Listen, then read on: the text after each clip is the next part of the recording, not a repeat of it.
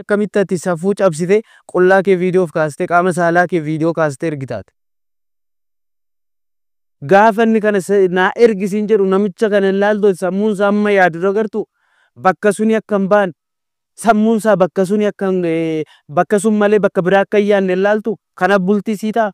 Kabaja kee kan hin eegne safuu kan hin beekne aadaa kan hin beekne duudhaa namaa kan cabsu kabaja kan hin beekne sammuun isaa waa'ee kanaa malee kan hin yaadne naannoo sun malee kan hin agarre. Akkamitti namni kun boru bultii si faana dhaabbata? Akkamitti namni kun si faana jiraata boru? Tiinka maara ያስፈልጋል. Kana yaaduun qabdanis kana yaaduun hin qabdooti dhiiraa fi surreeffattanii deemtu. Ati dhiiraa surreeffattee deemta obboleettii qabda haati keessa shamarranii garuu obboleettii ormaa intala ormaa akka barbaadde goota mana teesse kana naa ergii achi garagariitii wannoo ko naa ergii harma kee naa ergii bakka kana suura kaasii naa ergii jettaan. Ati dhiira amma dhiirra akka kee sammuun kee hundi waa'ee kanaa malee jijjiirama kan hin yaadne of jijjiiruu kan hin yaadne. Addunyaan fuulduratti fiigaa jirti. Biyya guddachaa jirtu keessatti ani gahee maaliin biyya kanaaf taasisu ani maal hojjedhu baradhee akkam ta'u hin jedhu sammuun kee yaadni kee hundi gaddeemu waa'ee dhuma kanaa yaadu dhiirummaan akkasidha. Obboleettiin qabdootu tokkotu obboleettii kee akkas godhee dhiirri akkasitti kana ergii wannoo kee kaasee ergii harma kee kaasii qaama kee iddoo kana kaasee ergii jettu kuni osoo immoo obboleettii kee namni tokko akkas godhee qabaa nagaddiisaadha bakka abbaan biyyaa sidha obboleettii kee saalfate obboleettii keetu mataa gadi jedhee obboleettii keetu egaa maal siniin jedhe obboleettii keetu qame gootni akka keen jiru jechaadha. Isuma namicha obboleettii koo akkas godhe kana naa fida ajjeesu malee jetta. Ati immoo obboleettii ormaa akkas goota. Dhiira koo goota koo namni si jaja mitiire of itti deebi'a. Namaaf yoo yaaduu baattan lubbuu keessaniif yaada. Hojiin taaneen hojjetina.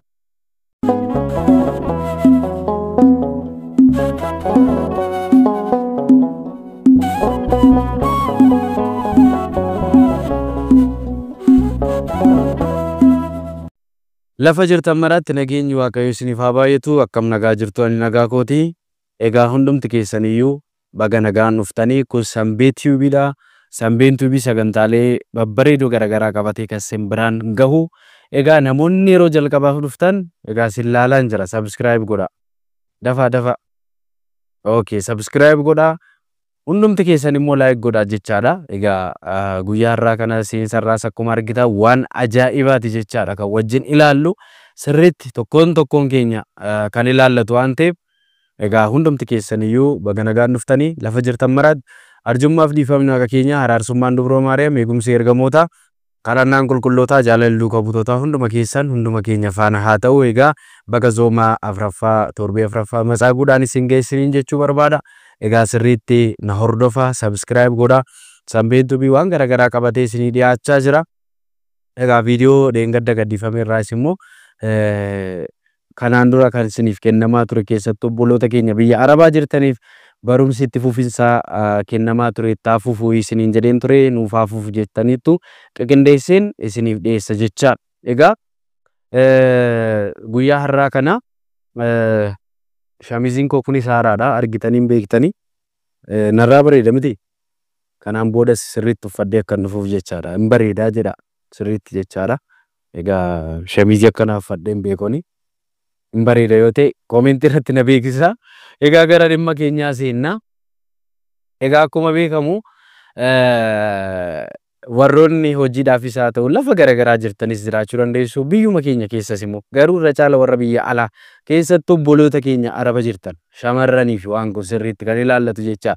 Sababni isaa yeroo baay'ee egaa isaan kan goyyamu jechaadha. Ani maal akka ta'e yookaan immoo biyya sun waan jiru hin beeku dhiifama naa godha. Maaliif egaa tokkoffaan hojiin yeroo baay'atus egaa sammuun hundi waa'ee hojii aadaa boqonnaa malee saatii boqonnaatti immoo nama faana haasoftan namatti boqottan nama immoo waan garaagaraa wajjin taphattan jiraachuu danda'a. Isa garuu filachuu qabdu jechaadha. Egaa yeroo ammaa kana faashinii kan ta'e jiru egaa gidduu gidduutti wantoota dubbadhu egaa safuu eeguu dhiisuu danda'u dhiifama naa godhaanii nan dubbadha waan ta'eef jechaadha waan tokko fakkeenyaaf mata durii isaarraas akkuma argitan egaa qullaa keessan shamarran tokko jechaadha qullaa keessan egaa suura of kaasuuf viidiyoo waraabuun namootaaf ergitu jechaadha. Tarii namoonni akkas gootan viidiyoo kana keessa jiraachuu dandeessu ta'a. Sirriitti na hubadhaa. Waan samuuna ta'aa jiru waan yeroo ammaa kana raawwachaa jiru waan siniif hin galleef. Maafan kaase kana kanaan duras waan baay'ee ija kootiin kanan arganii jira jechaadha. Naannoottis wantoota nan dhaga'u waan baay'eetu jira jechaadha. Waan kun akkamittiin jira? Inama nun ture dhugaan siniin jedhaan. Inama nun ture jechaadha. Argees amaneera. Nama natti dhiyaatu irraas immoo amaneera jechaadha. Kanaaf iyyuu obboloonni koo biyya garagaraa jirtanii biyya Arabaa keessattuu biyya Arabaa jirtan shamarran mee akka uumatti isin mee maaluma yaaddaniiti? Mee maaluma yaaddanii uffata keessan ofirraa yaastanii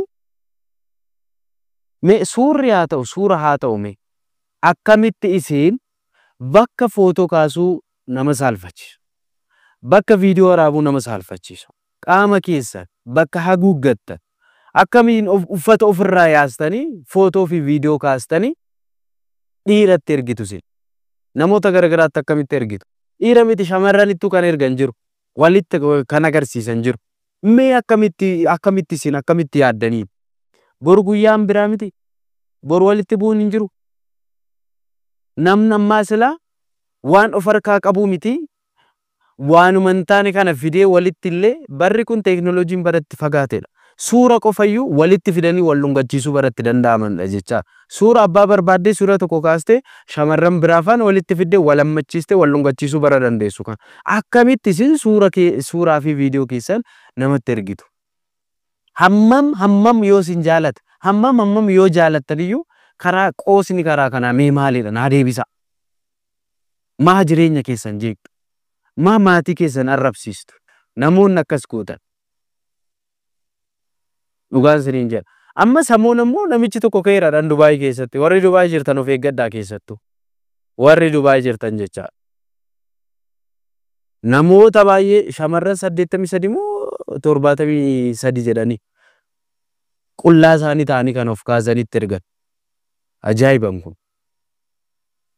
Of eeggadhaa daraa Waaqayyoo. Intala ebeluun jechisiisin maatii keessanis. Mucaa ebeluun jechisiisin maatii keessan. Dhugaan siniin jedhaan. Maaliif jennaan hunda keessan miti. Kan halkanii guyyaa dafqitanii amma dugdi isin cituutti dhiiga tuftanii maatii keessan biyya keessa obboloota keessan jijjiiruuf hojjettan jirtu. Ol jettanii kan nama laalle jirtu. Tokko garuu jiru hojii safuu cabsu. Hojii aadaa keenya hin taane, hojii safuu keenya hin taane, duudhaa safuu keenya kan cabsu kan hojjetan guutan. Of eeggadhaa. Mee namoonni baay'ee yaada irratti kennaa jiru. Of eeggadhaa jechaa jiru mee. Mee viidiyoo kana laalaa deebi'aa mee. Viidiyoo kana laallee adeebi. እኔ ይሄንን ቪዲዮ የምሰራው እናንተን ታናናሽ እህቶቼን ለማዳን ነው እንድትጠነቀቁ ነው ራሳችሁን እንድትጠብቁ ነው ይሄ በፎቶ ላይ የምትመለከቱት ግለሰብ ማርቆስ ይባላል የሶሻል ሚዲያ ስሙ ትክክለኛ ስሙ ቢኒያም ጌታቸው ነው የዚህን የሆሳሚ የሚባል ልጅ ፎቶ በመጠቀም በጣም ብዙ ሴቶችን አታሏል አጭበርብሯል ገንዘብ አይደለም የበላቸው እነሱ እንዲያምኑት አድርጎ በጣም መልካም ሰው ሆኖ ቀርቧቸው እንዲያምኑት ካደረገ በኋላ ነፃነት ሲሰማቸው አብረውት ቪዲዮ ኮል ሲያወሩ ቀርጿቸዋል በመጀመሪያ ይሄንን ፎቶ ይተከማል ኦኬ እንዲያምኑት እንዲወዱት ካደረገ በኋላ ብዙ ጊዜ እሱ ካሜራ ያበራም እነሱ ናቸው የሚያበሩት ጥቂት ሴቶቹ ግን በጣም የተቀራረባቸው ብቻ በመልክ አይተውታል ቪዲዮን ያበራላቸዋል የሚሰጣቸው ምክንያት አንዴ ስክሪን የተሰብሯል አንዴ ምናምን በጣም ብዙ ልጁ በጣም አሳማኝ ነው በጣም ምላሱ ያሳምናል እና እባካችሁ እህቶቼ ተጠንቀቁ አንደኛ ቪዲዮ ኮል የምታወሩ ከሆነ ግዴታ ማውራት ካለባችሁ ያለ ቪዲዮ ኮል መኖር አንችልም ካላችሁ ሸፈን ያለ ነገር ልበሱ በቃ ኖርማል ለቲክቶክ ላይቭ የምትለብሱትን አለባበስ ልበሱ በቢጃማ ምናምን አታውሩ በቃ አንድ ወንድ ባላችሁ እስከሚሆን ድረስ አንድ ቤት አብራችሁ እስከምትኖሩ ድረስ ለቪዲዮ ኮል በቢጃማ በጣም እንትን ያለ ነገር አታድርጉ ቪዲዮ ኮል ሰው አትመኑ እባካችሁ ተጠንቀቁ። ይህንን ቪዲዮ ሼር ዲዩት ሪፖስት በማድረግ በጣም ለብዙ ትንንሽ ደግሞ ህፃናትን እየመረጠ ነው። ከ17 እስከ 21 ዓመት ያሉ ሴቶችን እየመረጠ ነው። በስስ ጎናቸው እየገባ አግብቼ ጀርመን ወስድሻለሁ፣ እኔ ሶፍትዌር ኢንጂነሪንግ ነው የምሰራው፣ ደሞዜ 24000 ዩሮ ነው፣ 10 ቀን አሜሪካ 20 ቀን ጀርመን ነው የምኖረው እያለ ችግር ላይ ያሉ ሴቶችን እየመረጠ ህይወትሽን ለውጥልሻለሁ፣ አግብቼ አሜሪካ ጀርመን እወስድሻለሁ፣ ህይወትሽን እቀይርልሻለሁ እያለ ነው እንዲህ የሚያደርገውና ባካችሁ ተጠንቀቁ። መድኃኒት የጠጡ 3 ሴቶች አሉ። በዚህ ልጅ ምክንያት መድኃኒት የጠጡ ራቁት ቪዲዮ ይዘውባቸው ለቤተሰቦቻቸው የላከባቸው ፖስት አረግብሻለሁ እያለ የሚዝትባቸው ቮይሶች ቴክስቶች አሉኝ። እባካችሁ እህቶቼ ራሳችሁን ጠብቁ። እኔ እንደ አንድ ኢትዮጵያዊ ኃላፊነቴን እየተወጣው ነው። እባካችሁ ማንንም ሰው በዚህ ምክንያት ሞተ ሲባል መስማት አልፈልግም ፕሊስ። ኤጋ ኩማ አርጊተን ኦቦሌቲን ኬኝ ኩን ዋንቶታ isheen argite isheen beektudha of eeggadhaa kan jechaa jirtu ilaala. Mee isin akkamii ani naan galu wanta akkanaa kun maal jechuudha? Hammam wal jaalatteeti dhiira hin beeknetti kan viidiyoo kee ergitu. Anna ajaa'ibu koo onlaayiniidhaan wal baranii onlaayiniidhaan itti ergita. Ofirraa yaastee uffata kee ofirraa yaastee kan si caalu hin jiru si jaalata. Kan qarshii kee ergitu dhiistee akkamitti ati safuu cabsitee qullaa kee viidiyoof kaastee qaama saalaa kee viidiyoo kaastee ergitaati. Gaafanni kana naa ergisiin jedhu namicha kana ilaaltu sammuun isaa amma yaadu agartu bakka suni akka hin baane sammuun isaa bakka suni akka bakka sun malee bakka biraa akka hin yaadne ilaaltu kana bultii sii ta'a. Kabaja kee kan hin eegne, safuu kan hin beekne, aadaa kan hin beekne, duudhaa namaa kan cabsu, kabaja kan hin beekne, sammuun isaa waa'ee kanaa malee kan hin yaadne, naannoo sun malee kan hin agarre. Akkamitti namni kun boru bultii si faana dhaabbata? Akkamitti namni kun si faana jiraata boru? Think maaree ያስፈልጋል። Kana yaaduun qabdanis kana yaaduun hin qabdoota. Biyya keessas teessanii immoo dhiiraa fi surreeffattanii deemtu. Ati dhiiraa surreeffattee deemta, obboleettii qabda, haati keessa shamarranii garuu obboleettii ormaa intala ormaa akka barbaadde goota mana teesse kana naa ergii achi garagariitii wannoo ko naa ergii harma kee naa ergii bakka kana suura kaasii naa ergii jettaan. Ati dhiira amma dhiirra akka kee sammuun kee hundi waa'ee kanaa malee jijjiirama kana hin yaadne, of jijjiiruu kana hin yaadne. Addunyaan fuulduratti fiigaa jirti. Biyya guddachaa jirtu keessatti ani gahee maaliin biyya kanaaf taasisu, ani maal hojjedhu, baradhee akkam ta'u hin jettu. Sammuun kee yaadni kee hundi gaddeemu waa'ee dhuma kanaa yaaduu. Dhiirummaan akkasidha. Obboleettiin qabdoota tokko obboleettii kee akkas godheewu. Dhiirri akkasitti kana ergii wannoo kee kaasii ergii harma kee kaasii qaama kee iddoo kana kaasii ergii jettu kuni osoo immoo obboleettii kee namni tokko akkas godhee qabaan agaddiisaadha bakka.